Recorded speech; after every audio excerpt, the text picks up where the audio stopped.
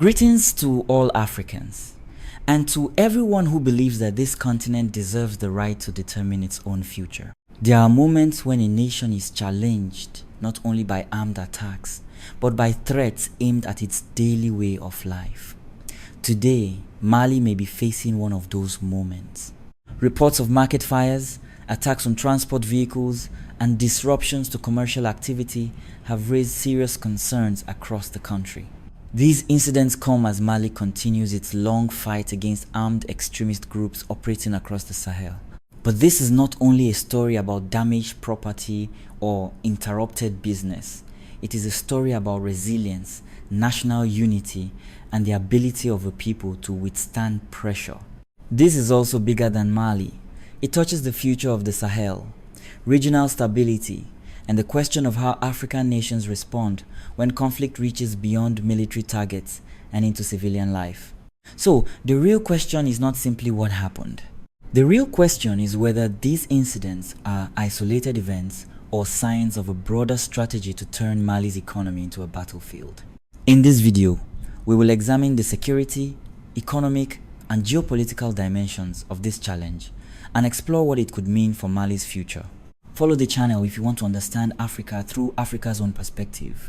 Over recent months, attention in Mali has increasingly focused on attacks affecting civilian economic activity. Markets, transport vehicles, supply routes, and commercial centers have become part of the national security discussion. This trend matters because modern conflicts are not fought only on traditional battlefields. Around the world, armed groups have often attempted to weaken states by targeting the systems that support everyday life. The objective is simple. If trade slows, communities suffer. If transportation becomes dangerous, prices rise.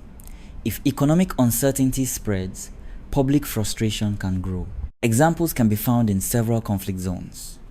In Somalia, extremist groups have repeatedly targeted trade networks and transportation routes. In Sudan, disruptions to markets and supply chains have produced severe economic consequences. Similar patterns have appeared in other regions where armed groups sought influence through economic pressure rather than direct military victory. For Mali, this raises an important question.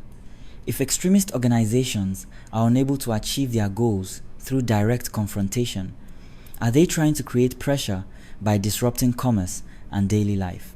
Whether the target are markets, vehicles, or supply routes, the effects are felt first by ordinary citizens. That is why economic security is becoming just as important as military security in Mali's ongoing struggle. Mali's economy depends heavily on movement. Unlike coastal nations with direct access to maritime trade, Mali relies on long transportation corridors that connect cities, markets, and communities across vast distances. That reality makes economic infrastructure one of the country's most important strategic assets. Several major trade routes serve as lifelines for the nation. Goods arriving through Senegal eventually make their way toward Bamako and other urban centers. Commercial exchanges with neighboring countries also support the flow of food, fuel, livestock, construction materials, and consumer products. Every day, thousands of families depend on these networks without even thinking about them. That is why disruptions along these routes can have consequences far beyond the immediate location of an attack. A truck that fails to reach its destination is not just a vehicle delayed on a road.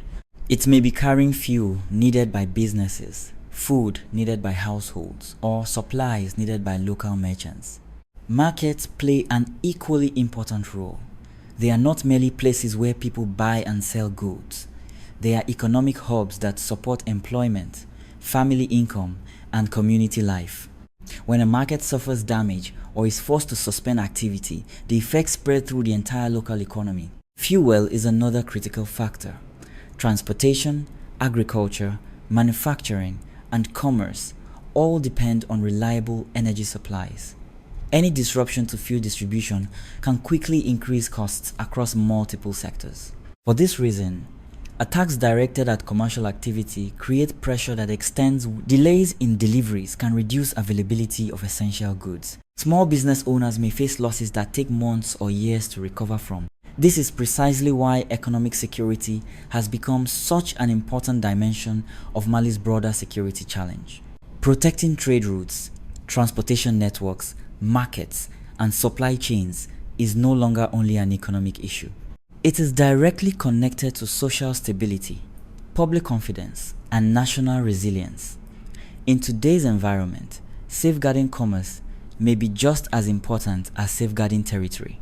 At the center of this challenge stands President Assimi Goita, a figure who has become closely associated with Mali's pursuit of sovereignty, security, and national self-determination.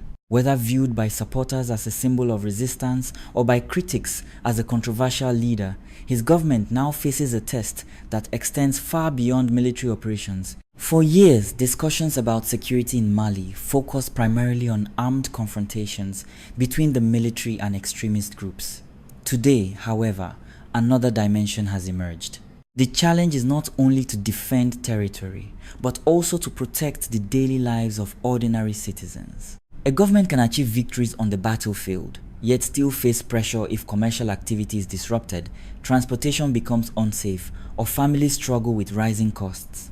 That is why the current situation represents more than a military contest. It is also a contest for public confidence. Many Malians evaluate national progress through practical realities. They want safe roads, functioning markets, stable supplies, and opportunities to support their families. Protecting these foundations is essential for maintaining trust between citizens and the state. The human dimension of this challenge is often overlooked. A truck driver transporting food or fuel may never wear a uniform, yet his work helps sustain entire communities. A market vendor may not participate in security operations, yet her business supports a family and contributes to the local economy. A soldier assigned to protect transportation routes is defending more than a road. He is helping preserve the economic connections that allow daily life to continue.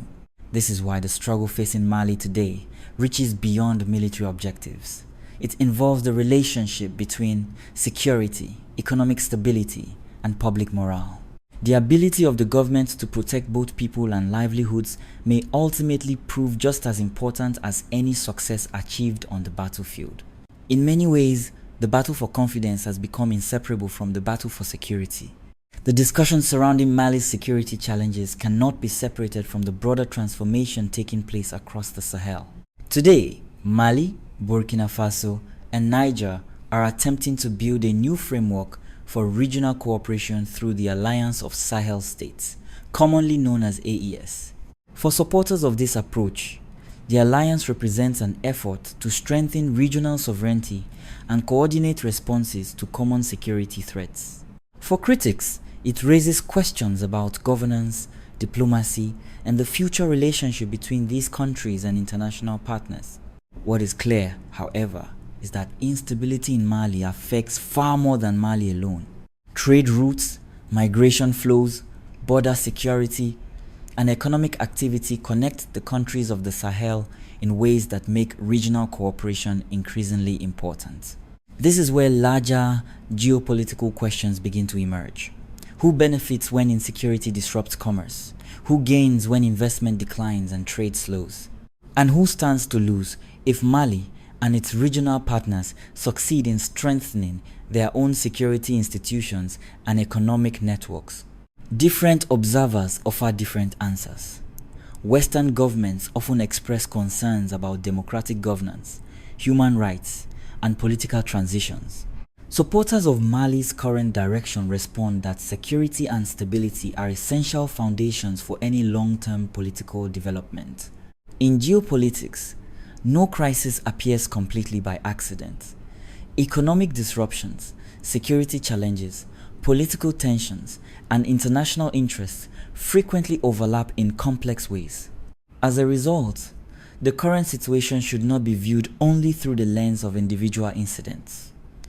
It is also part of a larger contest over influence, security, and the future direction of the Sahel. The question is no longer simply what has happened. The question is what kind of regional order will emerge from these challenges, and who will ultimately shape it.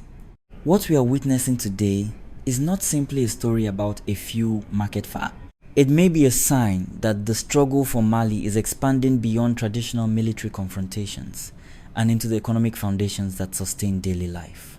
When commerce becomes a target, the consequences reach far beyond the immediate victims. Families, merchants, transport workers, and entire communities can feel the impact. That is why economic security has become an essential part of national security. The coming months could follow several different paths. One possibility is that attacks against commercial activities and transportation networks continue, creating additional pressure on local economies. Another possibility is that Mali and its partners within the Alliance of Sahel states strengthen protection for trade corridors, supply routes, and critical infrastructure. A third possibility is that public resilience continues to frustrate efforts aimed at creating division and instability. Ultimately, the outcome may depend less on individual incidents and more on the collective response of institutions, communities, and citizens. History has shown that nations often face their greatest tests when pressure extends beyond the battlefield and into everyday life. In the days ahead, attention will remain focused on Mali and the wider Sahel, not only to understand what has happened, but to see what happens next. Follow the channel if you want to understand Africa through Africa's own perspective. Because in our next analysis, we will examine how economic security is becoming one of the most important strategic battlegrounds across the Sahel. History does not stand with the strongest. It stands with those who understand the rules of the game.